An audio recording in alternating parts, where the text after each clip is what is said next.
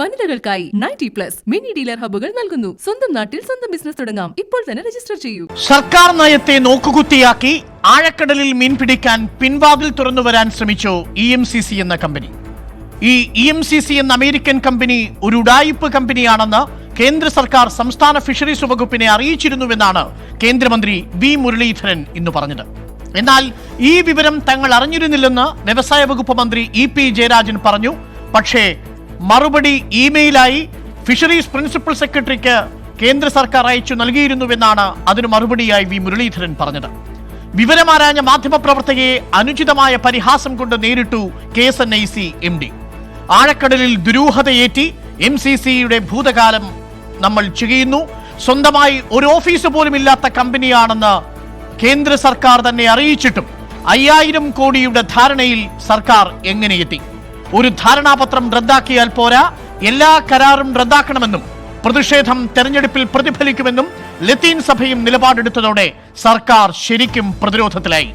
നയം ഒരിഞ്ചു മാറില്ലെന്ന് നെഞ്ചിൽ തൊട്ട് പറയുമ്പോഴും ബ്രോക്കർമാർ കടലു വിൽക്കാൻ കാത്തുനിൽക്കുകയാണ് എന്നാണ് ഇന്ന് ഉയർന്ന ആക്ഷേപം. കടലിനെ വിറ്റവരെന്ന പഴിയിൽ പടിയിറങ്ങേണ്ടി വരുമോ പിണറായി സർക്കാർ? എൻകൗണ്ടർ പരിശോധിക്കുന്നു ദുരൂഹതകളുടെ ആഴക്കടലും.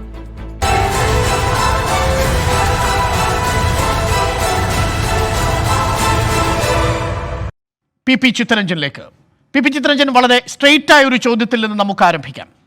കേന്ദ്ര സർക്കാർ ഈ EMCC കമ്പനിക്ക് സ്വന്തമായൊരു ഓഫീസ് പോലും ഇല്ലാത്ത സ്ഥാപനമാണ് എന്ന് സംസ്ഥാന സർക്കാരിനെ ഫിഷറീസ് വകുപ്പിന്റെ പ്രിൻസിപ്പൽ സെക്രട്ടറി അറിയിച്ചിട്ടും എന്തുകൊണ്ടായിരിക്കും 5000 കോടിയുടെ ഒരു ബൃഹത് മത്സ്യബന്ധന പ്രോജക്റ്റുമായിട്ട്, വിവിധ പ്രോജക്റ്റുകളുമായിട്ട് ഈ സർക്കാർ ഈ കമ്പനിയുടെ ധാരണാപത്രത്തിൽ ഒപ്പുവെച്ചത്? കേന്ദ്ര ഗവൺമെന്റ് ആ നിലയിലുള്ള ഒരു വിവരം അറിയിച്ചിട്ടില്ല എന്നാണ് ഞാൻ മനസ്സിലാക്കുന്നത്. ഹലോ, കേൾക്കാം. ഹലോ, കേന്ദ്ര ഗവൺമെന്റിൽ നിന്നും ആ നിലയിലുള്ള ഒരു വിവരം രേഖാമൂലം ലഭിച്ചിട്ടുള്ളതായിട്ട് ഞാൻ മനസ്സിലാക്കുന്നില്ല. എന്നാൽ ഇത് സംബന്ധമായി fisheries principal secretary Shri KR Jyothilal കേന്ദ്രത്തോട് ഇതിൻ്റെ വിവരങ്ങൾ ചോദിച്ചുകൊണ്ട് ഒരു കത്തയച്ചിരുന്നതായി ഏതാനും ദിവസക്കാലത്തിന് മുമ്പ് പുറത്തു വരികയുണ്ടായി. അപ്പോൾ സ്വാഭാവികമായും കേന്ദ്ര ഗവൺമെൻറ് വിവരം അറിയിക്കാത്ത സാഹചര്യത്തിൽ അതിൽ എന്താണ് നടന്നിരിക്കുന്നത് എന്നുള്ളത് നമ്മൾ പരിശോധിക്കപ്പെടേണ്ട കാര്യമാണ്. കാരണം കേന്ദ്ര ഗവൺമെൻറ് അറിയിച്ചിട്ടില്ലെന്നാണ് ഉത്തരവാദിത്തപ്പെട്ട വ്യവസായ മന്ത്രി തന്നെ പറഞ്ഞിട്ടുള്ളത്. പിന്നെ ഫിഷറീസിൻ്റെ പ്രിൻസിപ്പൽ സെക്രട്ടറിക്ക് അയച്ചു എന്ന് ഇപ്പോൾ പറയുന്നതായിട്ട് മനസ്സിലാക്കുന്നു. അതിന് നിജസ്ഥിതി എന്താണെന്ന് നമുക്ക് അന്വേഷിച്ചിട്ട് പറയാൻ കഴിയും. ഇവിടെ യഥാർത്ഥത്തിൽ ഈ വിഷയത്തെ ആളിക്കത്തിക്കുന്നതിന് വേണ്ടി മാത്രം പരിശ്രമിച്ചുകൊണ്ടിരിക്കുകയാണ്. ഇവിടെ ഈ പറഞ്ഞിട്ടുള്ള EMCC എന്ന് പറയുന്ന കമ്പനി, അതുമായി ബന്ധപ്പെട്ട് ഇവിടെ KSNIC അതിൻ്റെ MDയും ഉണ്ടാക്കിയിട്ടുള്ള ഒരു MOU, ഇതെല്ലാം ദുരൂഹതയുള്ളതാണ് എന്നുള്ളത് കൊണ്ട് തന്നെയാണല്ലോ ഗവൺമെൻറ് ഈ കാര്യത്തിനകത്ത് ആ MOU റദ്ദ് ചെയ്യുന്നതിന് വേണ്ടി തീരുമാനിച്ചിട്ടുള്ളത്. MOU റദ്ദ് ചെയ്ത് കഴിഞ്ഞതിന് ശേഷം ഇപ്പോൾ ആവശ്യപ്പെടുന്ന കാര്യങ്ങൾ നമ്മുടെ ചർച്ചയുടെ 2ാം ഘട്ടത്തിലേക്ക് വരുമല്ലോ. ഗവൺമെൻറ്റിനെ സംബന്ധിച്ചിടത്തോളം അരുണ ഈ കാര്യത്തിനകത്ത് യാതൊരു സംശയവും വേണ്ട. നിങ്ങൾ മനസ്സിലാക്കേണ്ട ഒരു കാര്യം, ഈ 12 നോട്ടിക്കൽ മൈലിൻ്റെ പടിഞ്ഞാറ് ഈ പിണറായി വിജയൻ ഗവൺമെൻറ്റിന് ഒന്നും ചെയ്യാൻ കഴിയില്ലേ എന്ന് വെച്ചാൽ 22.22 കിലോമീറ്റർ അതിൻ്റെ പടിഞ്ഞാറ് വശം വരുന്ന മത്സ്യബന്ധനത്തിനുള്ള അവകാശം കേന്ദ്ര ഗവൺമെൻറ്റിന് നിക്ഷിപ്തമാണ്. വിദേശ കപ്പലോ ട്രോളറോ ഒക്കെ പണിതാലും പണിതില്ലേലും അത് കടലിറങ്ങിയാൽ അതിന് അംഗീകാരം കൊടുക്കേണ്ടത് കേന്ദ്ര ഗവൺമെൻറ്റാണ്. അപ്പോൾ സംസ്ഥാന ഗവൺമെൻറ്റിന് അധികാരമില്ലാത്തൊരു കാര്യം, ആ കാര്യത്തിന് സംസ്ഥാന ഗവൺമെൻറ് വിദേശ ട്രോളർ 400 എണ്ണം ഇവിടെ കടലിൽ ഇറക്കാൻ പോകുന്നെന്ന് പറഞ്ഞാൽ 12 നോട്ടിക്കൽ മൈലിന് ഇപ്പുറം മാത്രമേ സംസ്ഥാന ഗവൺമെന്റ് അനുവാദം കൊടുക്കാനൊക്കത്തുള്ളൂ. ശരി, ഞാൻ ചർച്ചയുടെ 2ാം ഘട്ടത്തിൽ വരട്ടെ. രണ്ടും 2 വിഷയമായി തന്നെ പരിഗണിക്കണം. PP ചിത്തരഞ്ജനും അതായിരിക്കും കുറച്ചുകൂടി സൗകര്യം കാര്യങ്ങൾ വിശദീകരിക്കാൻ. ആദ്യത്തേത് KSNICയുമായി ഒപ്പുവെച്ചിരിക്കുന്ന ധാരണാപത്രം, അതാണിപ്പോൾ ആദ്യത്തെ ചർച്ചാ വിഷയം. 2, ഇതിന്റെ മൊത്തം പരിധിയിൽ ഈ പ്രിൻസിപ്പൽ സെക്രട്ടറി ജോയിന്റ് സെക്രട്ടറിക്ക് എഴുതിയിരിക്കുന്ന കത്തങ്ങയുടെ ശ്രദ്ധയിൽപ്പെട്ടിട്ടുണ്ടാകുമല്ലോ. ഈ 2019 ഒക്ടോബർ മാസം 3-ാം തീയതിയാണ് ഈ കത്ത് എഴുതിയിരിക്കുന്നത്. ആ കത്തിന്റെ സബ്ജക്റ്റിൽ പറഞ്ഞിരിക്കുന്നത് എന്താണെന്നറിയാമോ? Upgradation and promotion of deep sea phishing എന്നാണ്. ഇതുമായി ബന്ധപ്പെട്ട എല്ലാ ഫയലിലും സംസ്ഥാന സർക്കാർ കുറിച്ചു വെച്ചിരിക്കുന്നത് ഇങ്ങനെയാണ്. ധാരണാപത്രത്തിലും ആഴക്കടൽ മത്സ്യബന്ധനവുമായി ബന്ധപ്പെട്ട പ്രോജക്റ്റ് ഇത് ആഴക്കടൽ മത്സ്യബന്ധനവുമായി ബന്ധപ്പെട്ട പ്രോജക്റ്റ് അല്ലെങ്കിൽ സംസ്ഥാന സർക്കാരിന്റെ പ്രിൻസിപ്പൽ സെക്രട്ടറി എങ്ങനെയാണ് കേന്ദ്ര സെക്രട്ടറിക്ക് ഇങ്ങനെയൊരു സബ്ജക്റ്റിൽ ഈ പറയുന്ന ഒക്ടോബർ മാസം ഇങ്ങനെയൊരു കത്തെഴുതുക? വളരെ പ്രധാനപ്പെട്ട കാര്യമാണ്. ഇതിനെ തുടർന്ന് അസന്റിൽ ഈ കൺസെപ്റ്റ് നോട്ട് വരുന്നതിന് മുൻപ് ഫിഷറീസ് വകുപ്പിന് അയച്ചു കൊടുത്തിരിക്കുന്ന ഒരു രൂപരേഖയുണ്ട്. ആ രൂപരേഖ സംബന്ധിച്ചും ഈ പ്രിൻസിപ്പൽ സെക്രട്ടറി അസന്റിൽ വയ്ക്കാൻ നോട്ട് കൊടുക്കുമ്പോഴും എഴുതുന്നത് ആഴക്കടൽ മത്സ്യബന്ധന പ്രോജക്റ്റ് എന്നാണ്. ഇത് KSNEC-യുമായി ഒപ്പുവയ്ക്കുന്ന ധാരണാപത്രത്തിലും ആഴക്കടൽ മത്സ്യബന്ധനവുമായി ബന്ധപ്പെട്ട പ്രോജക്റ്റ് എന്നാണ്. അപ്പോൾ ഈ തലക്കെട്ടുകളിൽ ഇത് വളരെ കൃത്യമാണ്. പി ചിത്രരഞ്ജൻ, എത്ര പ്രതിരോധിക്കാൻ ശ്രമിച്ചാലും തലക്കെട്ടുകളിൽ നിന്ന് ഇത് വ്യക്തമാണ്. ഇത് പിൻവാതിലിലൂടെ ആഴക്കടലിൽ മത്സ്യബന്ധനം നടത്തുന്നതിനുള്ള ഒരു അറ്റംപ്റ്റ് ആയിരുന്നു. അതിന് തുടക്കമെന്ന നിലയിൽ 400 യാനങ്ങൾ നിർമ്മിച്ചു നൽകാമെന്ന കരാറിൽ ഒപ്പിടുകയായിരുന്നു. പി ചിത്രരഞ്ജൻ, എന്റെ സംശയം അതൊന്നുമല്ല. ഇനി കേന്ദ്ര സർക്കാർ ഇങ്ങനെ ഒരു കമ്പനി ഉണ്ടോ ഇല്ലയോ എന്നുള്ളതിനെ കുറിച്ച് സംസ്ഥാന സർക്കാരിന് വിശദീകരണം നൽകട്ടെ എന്നാണ്. അങ്ങൊന്ന് കേൾക്കൂ, ഒരു നിമിഷം കേൾക്കൂ ശ്രീ പി ചിത്രരഞ്ജൻ. എന്റെ ഒരു സംശയമാണ് ഞാൻ അങ്ങുമായി പങ്കുവയ്ക്കുന്നത്. എത്രമാത്രം അപകടകരമായ രീതിയിലാണ് സംസ്ഥാന സർക്കാർ ഈ കത്തിൽ ഒപ്പുവെച്ചിരിക്കുന്നതെന്ന് അറിയാമോ? ഞാൻ മനസ്സിലാക്കിയെടുത്തോളം, അതായത് ഒരു സാധാരണ മാധ്യമ പ്രവർത്തകന് EMCCയുടെ വെബ്സൈറ്റ് തുറന്നു നോക്കിയാൽ 1 ലക്ഷം രൂപയുടെ $1 ലക്ഷം മാത്രം ക്യാപിറ്റലുള്ള ഒരു കമ്പനിയാണ് നമ്മുടെ സംസ്ഥാനത്ത് 5000 കോടി രൂപയുടെ നിക്ഷേപം നടത്താൻ എത്തിയിരിക്കുന്നത്. ഇന്നിപ്പോൾ മാധ്യമപ്രവർത്തകയെ അപമാനിച്ച ഈ KSNEC MD ഉണ്ടല്ലോ, ഈ IAS-കാരൻ ബ്രോ, ഈ ബ്രോയ്ക്ക് ഇത് തുറന്നു നോക്കാമായിരുന്നു. എത്ര ആസ്തിയുള്ള കമ്പനിയാണ് ഈ കമ്പനി എന്ന് നോക്കിയില്ല. അത് നമ്മുടെ പ്രിൻസിപ്പൽ സെക്രട്ടറിക്ക് തുറന്നു നോക്കാമായിരുന്നു. അമേരിക്കയിൽ വെച്ചും നാട്ടിൽ വെച്ചും കണ്ട ഫിഷറീസ് വകുപ്പ് മന്ത്രിക്ക് അത് തുറന്നു നോക്കാമായിരുന്നു. ഇതൊന്നും ചെയ്തില്ല. ഇതൊരു ഉഡായിപ്പ് കമ്പനിയാണെന്ന് വി മുരളീധരൻ എന്ന് പറയുമ്പോൾ നമ്മളത് വിശ്വസിക്കേണ്ടി വരുന്നത് ഈ സാഹചര്യത്തിലാണ്. പി ചിത്രരഞ്ജൻ, ഈ സർക്കാരിന് ഒരു കരാർ ഒപ്പുവെക്കാൻ ഇത്ര ധൃതി എന്തായിരുന്നു, ഇവരുടെ ഭൂതകാലം പോലും പരിശോധിക്കാതെ? ഡോക്ടർ അരുൺ, എനിക്കൊന്ന് സംസാരിക്കാനുള്ള സമയം തരണം. ഇപ്പൊ കുറച്ച് കാര്യം അരുണിങ്ങ് പറഞ്ഞല്ലോ. ഞാൻ ആദ്യം ഒരു കാര്യം പറയാം. നമ്മുടെ ഗവൺമെന്റിന്റെ LDF ഗവൺമെന്റിന്റെ ഫിഷറീസ് ഫിഷറീസ് നയത്തിൽ വളരെ കൃത്യമായി ഈ ആഴക്കടൽ മത്സ്യബന്ധനത്തെ സംബന്ധിച്ച് 2.9 ഫിഷറീസ് നയത്തിൽ ചൂണ്ടിക്കാണിച്ചിട്ടുള്ളത് നമ്മൾ തദ്ദേശീയരായിട്ടുള്ള മത്സ്യത്തൊഴിലാളികളെ എന്ന് വെച്ചാൽ പരമ്പരാഗത മത്സ്യത്തൊഴിലാളികളെ ആഴക്കടൽ മത്സ്യബന്ധനത്തിന് പ്രാപ്തമാക്കുന്ന നിലയിൽ അവർക്കാവശ്യമായ പരിശീലനവും ആ യാനങ്ങളുടെ ഉടമസ്ഥ അവർക്ക് ഉറപ്പുവരുത്തുന്ന നിലയിലുള്ള നടപടികളുമായി ഗവൺമെന്റ് മുന്നോട്ട് പോകും. നിങ്ങൾ മനസ്സിലാക്കിയിരിക്കേണ്ടത് ഒരു കാര്യം കൂടെ ഞാൻ ഈ സന്ദർഭത്തിൽ പറയാം. നമ്മുടെ സംസ്ഥാനത്ത് ഇപ്പോൾ 10 ഗ്രൂപ്പുകളെ മത്സ്യത്തൊഴിലാളി സഹകരണ സംഘങ്ങൾ മുഖാന്തരം സെലക്ട് ചെയ്തിട്ടുണ്ട്. നിങ്ങൾ അന്വേഷിക്കണം. 4 എണ്ണം തിരുവനന്തപുരത്ത്, 3 എണ്ണം കൊല്ലത്ത്, 2 എണ്ണം എറണാകുളത്ത്, 1 എണ്ണം കോഴിക്കോട്. 10 മത്സ്യത്തൊഴിലാളികളെ, പരമ്പരാഗത തൊഴിലാളികളെ സെലക്ട് ചെയ്ത് മത്സ്യത്തൊഴിലാളി സഹകരണ സംഘങ്ങൾ അംഗീകരിച്ച് ഡിപ്പാർട്ട്മെന്റിന് കൊടുത്തിട്ട് അവരെ പരിശീലനം കൊടുത്ത് അവർക്ക് ഏതാണ്ട് 1.25 കോടിയോളം രൂപ ഇതിന്റെ യാനത്തിനും മറ്റു ഉപകരണങ്ങൾക്കും എല്ലാം വേണ്ടി വരും. ഈ തുക മത്സ്യഫെഡ് മുഖാന്തരം തന്നെ മത്സ്യത്തൊഴിലാളി സഹകരണ സംഘങ്ങൾക്ക് വായ്പയായി കൊടുത്തിട്ട് അതിന്റെ 40% അവർക്ക് സബ്സിഡിയും 60% തുക വായ്പയും എന്നുള്ള നിലയിൽ ഈ ആഴക്കടൽ മത്സ്യബന്ധനത്തിലേക്ക് ഡീപ് സീ ഫിഷിംഗിലേക്ക് നമ്മുടെ പരമ്പരാഗത തൊഴിലാളികളെ പ്രാപ്തരാക്കി എന്നുള്ള നയമാണ് കേരളത്തിൽ നടപ്പിലാക്കുന്നത്. അതിന്റെ ആദ്യ ചുവടായി ഈ മാസം തന്നെ 10 ഗ്രൂപ്പുകളെ കഴിഞ്ഞ ജനുവരി മാസം 30-ാം തീയതി തന്നെ അതിന്റെ സെലക്ഷൻ കഴിഞ്ഞതാണ്. അതുമായി ബന്ധപ്പെട്ടുകൊണ്ട് ചില ജില്ലകളിൽ ഇത്രയും തുക വായ്പ എടുക്കുന്നതിന് സംഘങ്ങൾക്കുള്ള ചില ബുദ്ധിമുട്ടുകൾ കാര്യങ്ങൾ ചർച്ച ചെയ്ത് പരിഹരിച്ച് അവരെയാണ് കൊണ്ടുവരുന്നത്. അല്ലാതെ ഒരു വിദേശ കപ്പലിനെയും രണ്ടാമത്തെ വിഷയമാണ്. ഞാൻ ആ വിദേശ ട്രോളർ വരുന്നതിലേക്ക് ഇപ്പോൾ കടന്നിട്ടില്ല. എനിക്കറിയേണ്ടത് എങ്ങനെ നിങ്ങൾ പറഞ്ഞു അല്ല അതെ ഞാൻ പറയട്ടെ. ആഴക്കടൽ മത്സ്യബന്ധനത്തെ സംബന്ധിച്ച് താങ്കൾ വിശദീകരിച്ചപ്പോൾ വന്ന ഒരു സംശയം ദൂരീകരിക്കാൻ വേണ്ടിയാണ് ഞാൻ എന്താണ് ഗവൺമെന്റിന്റെ ഫിഷറീസ് നയം എന്നതിനെ സംബന്ധിച്ച് പറഞ്ഞത്. ഇനി രണ്ടാമത്തത്, താങ്കൾ ഈ പറഞ്ഞിട്ടുള്ള ഈ EMCC എന്ന് പറയുന്ന ഈ കമ്പനിയെ സംബന്ധിച്ച് ആ കമ്പനിയുമായി ഈ എഗ്രിമെന്റ് ഉണ്ടാക്കിയതിനകത്തുള്ള ദുരൂഹതയെ സംബന്ധിച്ചാണല്ലോ നമ്മൾ ചർച്ച ചെയ്യുന്നത്. അതുകൊണ്ട് തന്നെയാണല്ലോ ആ MOU റദ്ദ് ചെയ്യുവാനും വിശദമായ അന്വേഷണം നടത്തുന്നതിനും വേണ്ടി നമ്മുടെ സംസ്ഥാന സർവീസിലെ സീനിയർ ഉദ്യോഗസ്ഥരായിട്ടുള്ള ആഭ്യന്തര സെക്രട്ടറി ആയിട്ടുള്ള ശ്രീ TK ജോസ് IAS ചുമതലപ്പെടുത്തി. അവരന്വേഷിച്ച് അദ്ദേഹത്തിന്റെ റിപ്പോർട്ട് വരട്ടെ.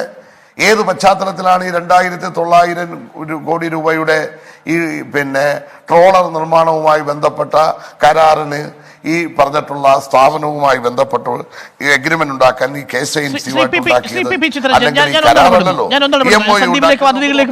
എനിക്ക് ഒരു ചോദ്യത്തിന് കൂടി അങ്ങ് ഉത്തരം കിട്ടണം. ഇത്രയും അങ്ങ് പറഞ്ഞതിൽ നിന്ന് ഇത് ദുരൂഹതയുള്ളതാണ് എന്ന കാര്യം സർക്കാരിന് ഇപ്പോൾ പ്രതിപക്ഷം ഉയർത്തിക്കൊണ്ടുവരുന്ന വേളയിൽ ബോധ്യമാവുന്നു.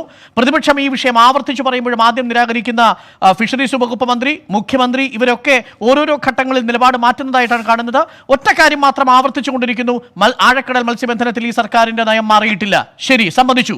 പക്ഷേ ഇവിടെ 5000 കോടിയുടെ ഒരു ധാരണാപത്രമുണ്ടാക്കിയ കമ്പനിയുടെ ഭൂതകാലമാണ് ഇന്ന് പുറത്തു വന്നിരിക്കുന്നത്. ആ കമ്പനിക്ക് ന്യൂയോർക്കിൽ സ്വന്തമായിട്ടൊരു സ്ഥാപനം പോലുമില്ല, സ്വന്തമായിട്ടൊരു ഓഫീസ് പോലുമില്ല.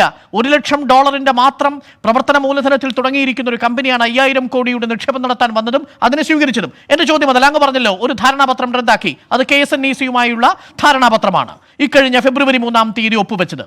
2020 ഫെബ്രുവരി 28 ഒപ്പുവെച്ചിരിക്കുന്ന 5000 കോടിയുടെ ഒരു വലിയ ബൃഹത് ധാരണാപത്രമുണ്ട്. ആ ധാരണാപത്രം ക്യാൻസൽ ചെയ്തിട്ടുണ്ടോ ഈ സർക്കാർ? ഈ ചേർത്തലയിലെ ഈ പള്ളിപ്പുറത്തുള്ള 4 ഏക്കർ ഭക്ഷ്യ സംസ്കരണ യൂണിറ്റിന്റെ ഭൂമി നൽകാമെന്നുള്ള പ്രദേശം, അതാണെന്ന് ലത്തീൻ സഭ പറഞ്ഞത്. ഇത് ക്യാൻസൽ ചെയ്തിട്ടില്ല ഈ സർക്കാർ. എന്തുകൊണ്ട് അതിന് മടിക്കുന്നു? ദുരൂഹതയുണ്ടെങ്കിൽ എല്ലാം അടിമുടി ദുരൂഹമല്ലേ? അതല്ല ഞാനൊന്ന് പറഞ്ഞോട്ടെ. നമ്മുടെ സംസ്ഥാനത്ത് വ്യവസായ വകുപ്പ് മുഖാന്തരം നിക്ഷേപകരെ സ്വീകരിച്ച നിരവധി പ്രവർത്തനങ്ങൾ നടന്നിട്ടുണ്ടല്ലോ. എൻ്റെ ഡോക്ടർ അരുണിന്റെ ശ്രദ്ധയിൽ ഞാനൊരു കാര്യം പെടുത്താം. ബഹുമാനപ്പെട്ട ശ്രീ ഉമ്മൻചാണ്ടി സാറിന്റെ കാലഘട്ടത്തിലാണല്ലോ ഇവിടെ ജിമ്മ് സംഘടിപ്പിച്ചു, അതിനുശേഷം എമർജൻ കേരള സംഘടിപ്പിച്ചു. ഇതിലെല്ലാം ഒത്തിരി പ്രോജക്റ്റുകളും നിക്ഷേപകരുടെ റിപ്പോർട്ടുകളും ഒക്കെ വന്നിട്ടുണ്ട്, പ്രോജക്റ്റുകൾ വന്നിട്ടുണ്ട്. ഇവിടെ വ്യവസായ വകുപ്പ് ഇവിടെ സംഘടിപ്പിച്ചിട്ടുള്ള അസൻ കേരള എന്ന് പറയുന്നതിൽ നിരവധി അപേക്ഷകൾ വന്നിട്ടുണ്ട്. അതിൽ ഒന്ന് മാത്രമല്ല ഇത്. അതിൽ തന്നെ എന്താ നിങ്ങൾ മനസ്സിലാക്കേണ്ടത്? ഈ 4 ഏക്കർ ഭൂമി ഈ പറഞ്ഞിട്ടുള്ള കാര്യങ്ങൾക്ക് വേണ്ടി അല്ലല്ലോ അനുവദിച്ചിട്ടുള്ളത്. അവിടെ ഇതിപ്പോൾ അനുവദിച്ചിരിക്കുന്നത് മത്സ്യ സംസ്കരണ യൂണിറ്റാണ്. മത്സ്യ സംസ്കരണ യൂണിറ്റ് എന്ന് പറഞ്ഞു കഴിഞ്ഞാൽ ഫിഷ് പ്രോസസിംഗ് യൂണിറ്റ്. അവിടെ നിങ്ങൾ അന്വേഷിക്കണം, അവിടെ എത്ര എണ്ണം ഇത് ഞാനൊന്ന് പറഞ്ഞോട്ടെ, ഒന്ന് ഞാൻ പറയട്ടെ. അവിടെ എത്ര എണ്ണം ഇതേ രൂപത്തിലുള്ളത് പ്രവർത്തിക്കുന്നു എന്ന് നിങ്ങൾ തിരക്കണം. ഇതൊരു ബഹിരാഷ്ട്ര കമ്പനിയും ചെയ്യേണ്ട ജോലിയല്ല. അവിടെ നമ്മുടെ നാട്ടിലെ സാധാരണ ഇടത്തരം വ്യക്തികൾക്കോ ഗ്രൂപ്പുകൾക്കോ ഒക്കെ ആരംഭിക്കുവാൻ കഴിയുന്ന, കുറെ പേർക്ക് തൊഴിൽ കൊടുക്കുവാൻ കഴിയുന്ന, അവിടെ തന്നെ ഇപ്പോൾ എല്ലാ സൗകര്യങ്ങളോടും കൂടി പ്രവർത്തിപ്പിച്ചുകൊണ്ടിരിക്കുന്ന ആ സ്ഥലത്ത് നമ്മുടെ ധനകാര്യമന്ത്രിക്ക്, ആലപ്പുഴക്കാരൻ ധനകാര്യമന്ത്രിക്ക് കിഫ്ബിയുടെ മോഡലിൽ ഇത്തരം ഒരു ഭക്ഷ്യ സംസ്കരണ യൂണിറ്റ് കൊണ്ടുവരുന്നതിന് എന്തായിരുന്നു സാർ തടസ്സം? $1 ലക്ഷം മാത്രം ആസ്തിയുള്ള ഒരു കമ്പനിക്ക് 5000 കോടിയുടെ ഭക്ഷ്യ സംസ്കരണ യൂണിറ്റ് തുറന്നു കൊടുക്കാൻ മാത്രമുള്ള ഒരു ധാരണ എങ്ങനെ ഈ സർക്കാരിനുണ്ടായി? 5000 കോടി അല്ല. ഇല്ല അരുൺ, ഒരു കാര്യം ഞാനൊന്ന് പറഞ്ഞോട്ടെ. നിങ്ങൾ ഈ ആ യൂണിറ്റിൽ 5000 കോടിയൊന്നും അല്ല, അത് 100 കോടി രൂപയുടെ പദ്ധതിയാണ്. പൊതുജനം അറിഞ്ഞിട്ടില്ല. മെമ്മോറാണ്ടം ഓഫ് അണ്ടർസ്റ്റാൻഡിംഗ് എവിടെ? ഈ 28 സർക്കാരുമായി ഒപ്പുവെച്ച ധാരണാപത്രം എന്തുകൊണ്ട് സർക്കാർ പുറത്തുവിടുന്നില്ല? നിങ്ങൾ മനസ്സിലാക്കേണ്ടത് ഈ അല്ല, ഞാനൊന്ന് പറഞ്ഞോട്ടെ. നിങ്ങൾ പറയുമ്പോ അവര് ഭൂമിക്ക് പൈസ അടച്ചിട്ടില്ല, സർക്കാർ അവർ ഭൂമിക്ക് കൊടുത്തിട്ടില്ല. അത് സംബന്ധമായി അതുകൊണ്ട് സർക്കാരിന്റെ ധാരണാപത്രം സ്വയമേവ റദ്ദ് ചെയ്തു എന്ന ന്യായമൊന്നുമില്ല. നാളെ അവർ പൈസ അടച്ചാൽ കൊടുക്കണം, അതാണ് ചട്ടം. നാളെ അവർ പൈസ അടക്കേണ്ടി വരും. അതല്ല, ഗവൺമെന്റിന്റെ കണ്ടീഷനുകൾ ഈ കമ്പനിയുടെ മുമ്പിൽ വെച്ചിട്ടുണ്ട്. ഞാൻ തിരിച്ചു വരാം സന്ദീപ് വാര്യയിലേക്ക്. സന്ദീപ്, ഇന്ന് കേന്ദ്രമന്ത്രി പറഞ്ഞത് ഈ സംസ്ഥാന സർക്കാരിന് ഈ EMCC എന്ന കമ്പനിയെ കുറിച്ചുള്ള എല്ലാ ഡീറ്റെയിൽസും കേന്ദ്ര സർക്കാർ കൈമാറിയിരുന്നുവെന്നാണ്. പക്ഷേ EP ജയരാജൻ കൈമലർത്തുന്നു, ഇത് നിങ്ങൾ അറിഞ്ഞിട്ടുണ്ടാവും, ഞങ്ങൾ അറിഞ്ഞിട്ടില്ല എന്നാണ് പറയുന്നത്. Sandeep,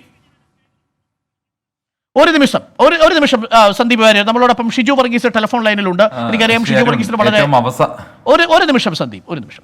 Shiju Varghese, very good evening. എനിക്ക് തോന്നുന്നു അവിടെ പ്രഭാതമാണ്. 1-2 സംശയങ്ങൾ ചോദിച്ച് ഞാൻ അങ്ങയെ സ്വതന്ത്രമാക്കാം. അതിലൊന്ന്, ഇന്നിപ്പോ കേന്ദ്രമന്ത്രി പറഞ്ഞൊരു കാര്യത്തിൽ ഒരു അവ്യക്തതയുണ്ട്.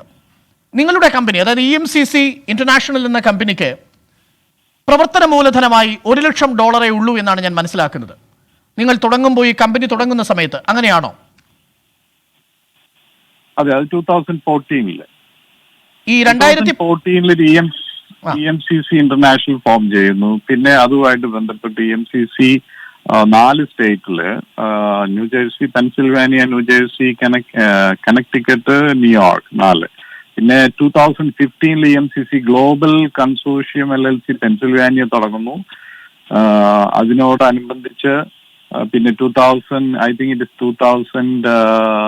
2018 or 19 2018 ആണെന്ന് തോന്നുന്നു, EMCC ഗ്ലോബൽ കൺസോർഷ്യം ന്യൂയോർക്ക്. അങ്ങനെ ഞങ്ങൾ ഗ്രൂപ്പ് ഓഫ് കമ്പനീസ് ആയിട്ട് ന്യൂയോർക്ക് മാൻഹാട്ടനിൽ ഹെഡ്ക്വാർട്ടർ ആയിട്ട് ഞങ്ങൾ പ്രവർത്തിക്കുന്നു. ഒറ്റ സംശയം, ഇപ്പോൾ ഈ അങ്കമാലിയിൽ തുറന്ന 2019 ജനുവരി മാസം 11 തുറന്ന ഇന്ത്യയിലെ ഉപകമ്പനി ഉണ്ടല്ലോ, ഈ ഉപകമ്പനിയുടെ മാതൃ കമ്പനി ഏതാണ്? ഫിലാഡൽഫിയയിൽ പ്രവർത്തിക്കുന്ന EMCC ഗ്ലോബൽ കൺസോർഷ്യം ആണോ, ന്യൂയോർക്കിലുള്ള EMCC ആണോ? ബേസിക് ഞാൻ പറയാ, ഈ EMCCയുടെ ഫൗണ്ടർ ഞാനാണ്. ഞാൻ ചെയ്യുന്ന പ്രോജക്ട്സ് പല രാജ്യങ്ങളിൽ ചെയ്യുന്നുണ്ട്. ഈ DeepSeaയുടെ പ്രോജക്റ്റിന്റെ ഓപ്പർച്യൂണിറ്റി വന്നപ്പോൾ അതിനോടനുബന്ധിച്ച് മിനിസ്റ്ററെ കാണുകയും അതിനോടനുബന്ധിച്ചാണ് 2019 ആ ഓഫീസ് EMCC ഇന്റർനാഷണൽ അവിടെ തുടങ്ങിയത്. അത് ജസ്റ്റ് ഒരു രജിസ്ട്രേഷനുമായിട്ട് ഒരു പ്രാഥമിക നടപടിയായിട്ട് നമ്മൾ തുടങ്ങിയതേ ഉള്ളൂ. ഈ 2019 ജനുവരി 11 അങ്കമാലിയിൽ ഈ ഉപകമ്പനി തുടങ്ങാനുള്ള കാരണം മന്ത്രിയുമായി നടത്തിയ കൂടിക്കാഴ്ചയെ തുടർന്നാണ്. തീർച്ചയായിട്ടും നമ്മുടെ ഈ പ്രോജക്റ്റ് ആയിട്ട് നമ്മൾ മുന്നോട്ട് പോകുന്നു. MBA ക്ലിയറൻസിന് വേണ്ടിയിട്ട്. അതായത് ഈ കമ്പനി ഉപകമ്പനി അങ്കമാലിയിൽ തുടങ്ങാനുള്ള കാരണം സർക്കാരിന്റെ ഭാഗത്തു നിന്ന് കിട്ടിയ ഉറപ്പാണ്.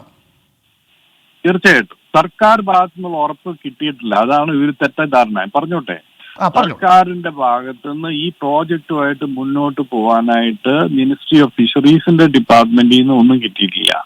ഇത് നമ്മൾ ഈ ഒരു ഗ്ലോബൽ ഇൻവെസ്റ്റ്മെന്റ് ആയതുകൊണ്ട് അസെന്റ് കേരളയിലെ, കാരണം അസെന്റ് കേരള 2020 ഗ്ലോബൽ ഇൻവെസ്റ്റേഴ്സ് മീറ്റിൽ നമ്മൾ ഈ പദ്ധതി ഉൾപ്പെടുത്തുകയായിരുന്നു. അങ്ങനെ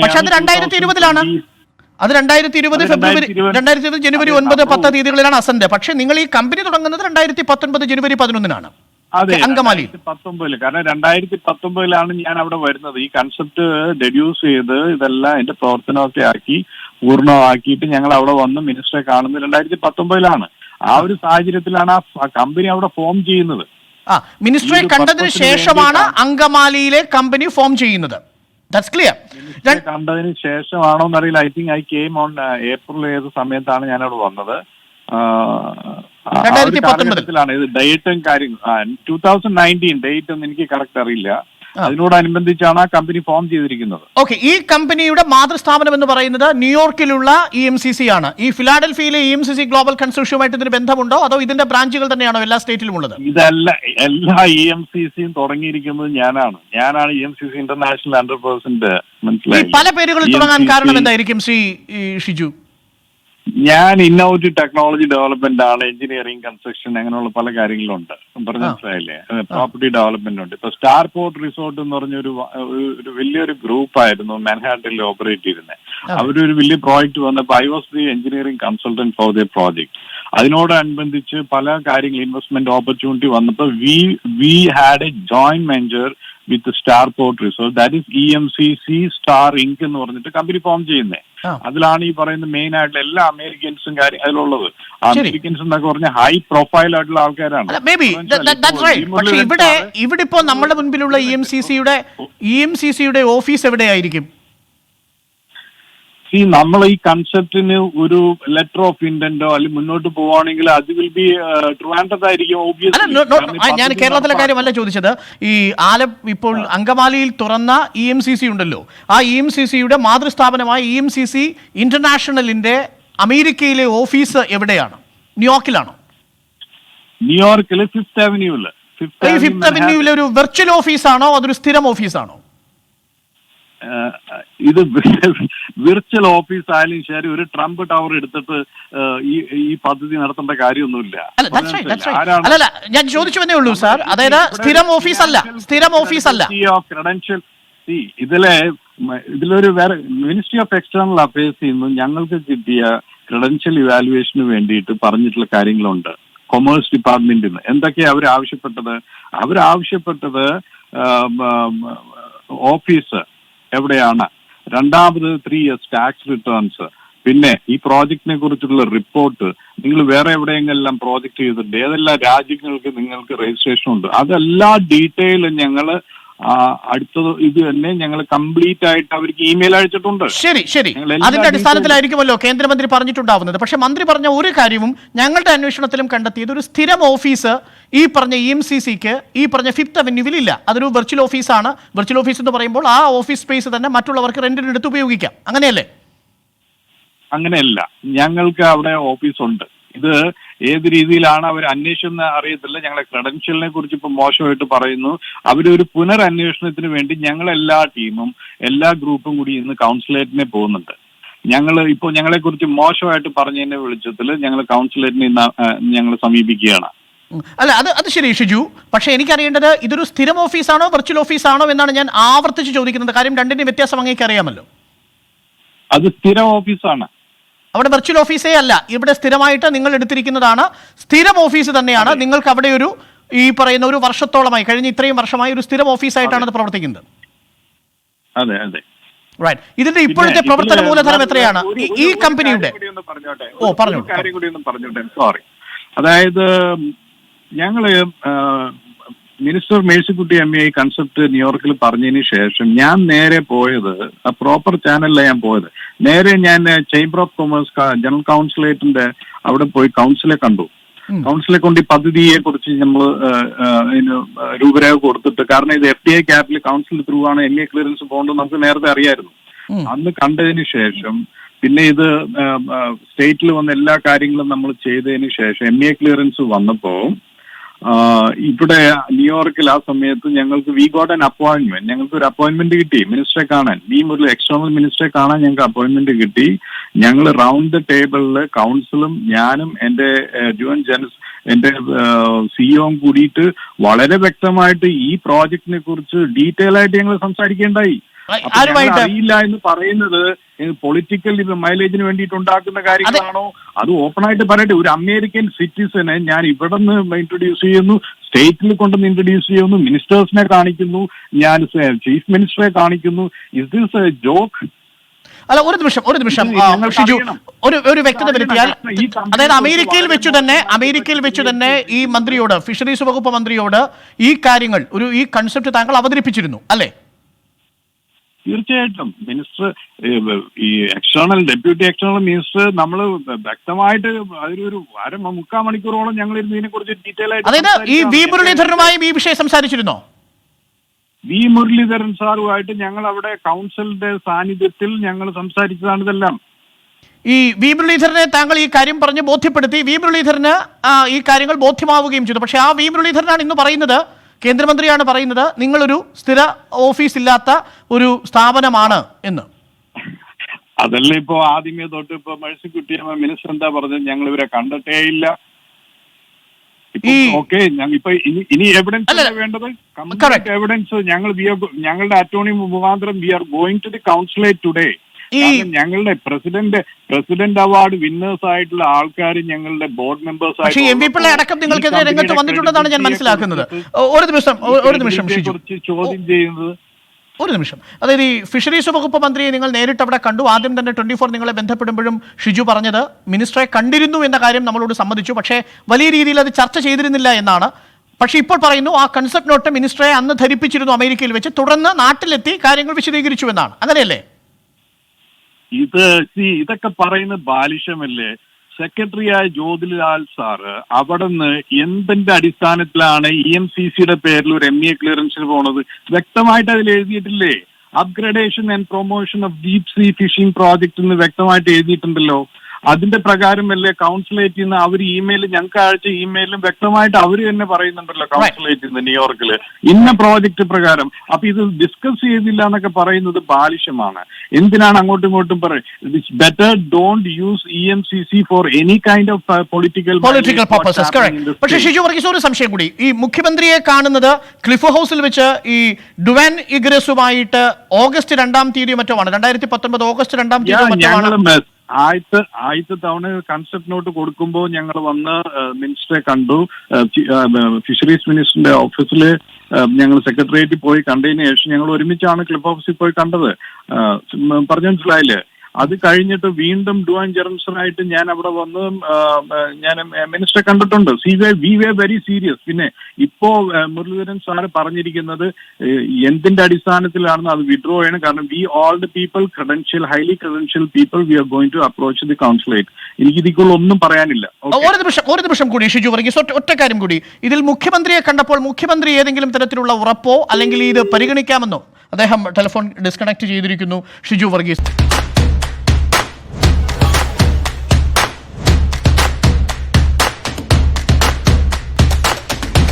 Number 1 election channel 24.